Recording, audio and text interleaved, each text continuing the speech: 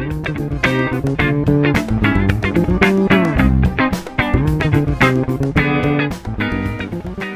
pessoal, esse vídeo vai falar do nosso objetivo de aprendizagem seguinte, que é conhecer os principais princípios contábeis aplicados à contabilidade de custos. A contabilidade ela não costuma mais hoje em dia falar sobre os princípios contábeis. Esse linguajar já não é tão utilizado hoje na literatura contábil, mas historicamente se trabalhou com princípios contábeis. Então, por mais que nós deixemos hoje de falar na literatura sobre princípios, esses conceitos relacionados à contabilidade não se perderam. Então a gente sempre mantém isso aí como padrões da atuação do contador. Quando a gente pensa, são vários princípios que já se elencaram, mas tem alguns que são especiais para a contabilidade de custos, porque eles acabam adaptando a forma como nós trabalhamos na manipulação da informação de custos. Quando a gente segue todos os princípios aplicados à contabilidade para tratamento da informação de custos, a gente está aplicando, por consequência, um método que é o método mais restrito de custos, mas que é aquele obrigatório para a apuração das demonstrações contábeis, que é o método do custeio por absorção. Então a gente vai estudar esse método mais adiante, porém agora eu já quero dizer para vocês que a aplicação dos princípios que eu vou falar agora representam a aplicação do próprio método de custeio por absorção. Destaco um primeiro princípio, que é o mais valoroso aqui para a gente, que se chama princípio da competência. O que ele quer dizer? Ele é um princípio que relaciona o confronto entre as despesas e as receitas de um negócio. Nesse princípio, nós dizemos que ele estuda a relação do reconhecimento das despesas e das receitas, dizendo que elas devem acontecer num mesmo período, seja esse período um mês ou um ano. No mesmo período em que se está contabilizando, se deve apurar tanto as receitas quanto as despesas. Para isso, nós primeiro apropriamos as receitas em função da sua realização. Então, quando eu faço uma venda, eu vou reconhecer que ela foi feita quando ela for de fato realizada, quando eu receber aquele montante proveniente de recurso proveniente da minha venda. Nesse momento eu vou registrá-la lá na minha DRE como uma receita realizada. Nesse mesmo momento, eu vou deduzir dessas receitas todos os gastos relativos diretamente ao processo de obtenção dela. Então, esses gastos podem ser tanto os custos, se eu estou falando de uma receita da venda de um produto, os custos, obviamente, vão ser dali deduzidos. E as despesas decorrentes também da geração dessa receita precisam ser deduzidas no mesmo período. O que isso impacta na nossa prática de contabilização de custos? A gente nunca vai conseguir deixar despesas para serem pagas ou para serem reconhecidas em outro período que não o do reconhecimento da receita. Indo bem na prática, o que acontece? Quando eu vou contabilizar o custo de um determinado produto, sempre do exemplo das canetas, quando eu estou contabilizando o custo dessa minha mercadoria aqui, eu vou dizer que a compra dela, a aquisição da minha matéria-prima, do meu produto, isso é um custo. E esse custo eu vou registrar lá dentro dos meus estoques. Agora eu tive uma despesa administrativa para conseguir fazer isso, para fazer essa compra. Então eu tive que pagar uma taxa de despacho, por exemplo. Essa taxa ela vai ser reconhecida no período em que eu de fato paguei por essa taxa. Eu não posso pegar o montante dessa taxa e colocar e contabilizar dentro dos meus estoques também. Eu tenho que contabilizá-la toda, 100% dessa despesa, dentro da minha demonstração de resultado do exercício no período em que ocorreu. A prática quer dizer que despesas eu não vou ratear e apropriar aos valores que são contabilizados nos estoques. Então nunca vai ter despesa dentro do meu estoque. As despesas vão aparecer sempre todas dentro do meu resultado do exercício. Ok? Então vai para o estoque somente aquilo que é relativo aos custos e não aquilo que é relativo às despesas. A gente vai separar bem a diferença entre custo e despesa mais adiante. Outro princípio importante é o princípio do reconhecimento do custo histórico ou do custo como base de valor para a apuração da informação contábil. Basicamente, a gente diz que os ativos eles são registrados contabilmente pelo valor original da sua entrada, ou seja, o valor da nota fiscal que historicamente foi registrado. Então eu posso ter produtos iguais, comprei várias canetas, tá? e comprei elas a valores diferentes em períodos diferentes, mas são todas canetas que eu estou ali registrando. Então não importa se eu comprei uma lá em 2010 a R$1, o valor registro dela, que vai estar dentro do meu estoque, é R$1, o valor de cada unidade que comprei naquela data. Agora eu estou vendo que uma caneta dessa aqui está custando R$5,50. Bom, se eu comprei hoje em 2017 a R$5,50, ela vai fazer parte também dos meus estoques, mas essa unidade aqui ao valor de R$5,50.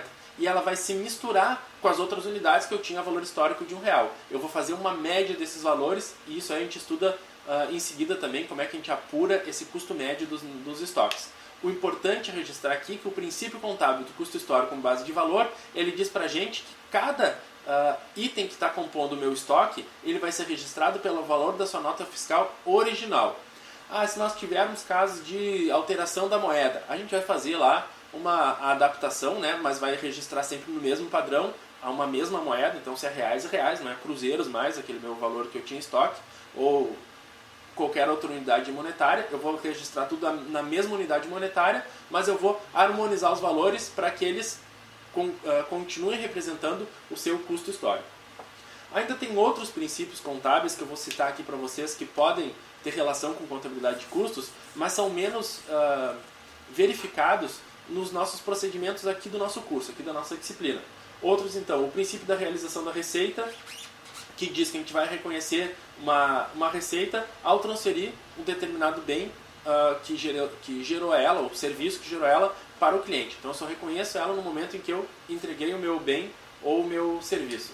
Outro, de uniformidade ou consistência, que as demonstrações contábeis elas vão ser tratadas, vão ser elaboradas sobre os mesmos princípios e padrões, casa com o caso que eu disse para vocês agora mesmo da unidade monetária, então eu sempre vou usar uniformemente a mesma unidade monetária, ou reais, ou dólares, ou seja qual for a moeda em questão. Outro princípio que a gente fala do princípio da prudência, esse é interessante se perceber também, porque ele impacta um pouco em algumas regras nossas de arredondamento dos nossos valores. O princípio da prudência diz que sempre aquilo que eu for registrar no meu ativo, ou seja, nos meus bens e direitos, eu vou registrar na dúvida ao menor valor que eu possa registrar. Então, se eu tenho uma dúvida, um valor A ou B, eu vou optar pelo menor deles para fazer o registro no ativo. E quando eu vou fazer registros no passivo, ou seja, nas minhas obrigações, naquilo que eu devo, ali eu vou fazer o registro ao maior valor possível no caso de uma dúvida. O que quer dizer? Quando eu vou errar sempre para mais e sempre para pior. Essa é bem no português literal da coisa. Vou errar sempre para o pior cenário. Porque esse princípio sendo aplicado, ele visa dar à empresa continuidade. Continuidade não ser solvente, né? Então conseguir se manter ao longo do tempo. Quando eu pego, na dúvida de uma dívida, eu registro ela a valor menor, logicamente a gente vê que se der alguma coisa errada e o meu pior cenário for que a dívida é maior do que eu esperava, aquilo pode quebrar o meu negócio, pode fazer com que a continuidade dele não exista. E no ativo a mesma forma, eu espero que um bem meu valha tanto, mas ele vale muito menos. Ou seja, na dúvida eu opto pelo menor valor para o ativo e maior valor para o passivo, na dúvida. Outro princípio, que é o princípio da relevância ou da objetividade, ele diz pra gente que a gente pode tratar com menor rigor aquilo que tem menos relevância de valor na nossa demonstração contábil, no nosso patrimônio. Esse princípio é aplicado quando a gente vai trabalhar com o registro, com a opção por ratear ou não custos indiretos. Sendo mais claro, quando eu vou fazer rateio de unidades, então se eu comprei uma embalagem lá, um rolo de papel pardo para enrolar os meus produtos lá de uma padaria, e eu vou dividir o quanto eu usei de papel pardo para cada produto, daqui a pouco eu não tenho uma medida exata de quanto eu gastei de papel para cada um. Eu vou fazer uma atribuição média, então eu vou fazer um rateio daquilo. Olha, um rolo durou para mim tantos meses que eu vendi tantos produtos, então na média eu vou apropriar tanto desse custo indireto para cada produto. Se esse valor que a gente está falando é um valor muito pouco expressivo, eu posso optar por não fazer um tratamento tão rigoroso do consumo desse custo. Agora, se papel pardo lá, que é um custo para mim que seria, digamos que seja algo muito relevante, tem um valor muito grande dentro do meu patrimônio, eu vou ter que quanto mais importante esse valor é, mais eu vou ter que me preocupar em fazer um registro exato do quanto eu consumi desse item. Nesse momento, quando eu calculo um valor exato, eu estou praticamente transformando um custo indireto num custo direto. Então eu consigo dizer exatamente quanto que eu estou gastando daquele item. Eu falei muitos conceitos até agora aqui nesse vídeo, de coisas que a gente vai ver ao longo do curso. Então não fiquem ansiosos se vocês não entenderam o que é custo direto, custo indireto, a diferença de custo e despesa. Isso vai ser explicado bem didaticamente nos nossos próximos vídeos, tá bem? Aqui o nosso objetivo era conhecer alguns princípios da contabilidade e como eles têm relação com a contabilidade de custos. Vocês podem encontrar isso muito mais bem explicado no nosso material escrito da disciplina. Aqui passei só a fazer uma ilustração para vocês então desses principais conceitos. Guardem os principais para a gente: princípio da competência e princípio do custo histórico como base de valor. Ok? Até o próximo vídeo.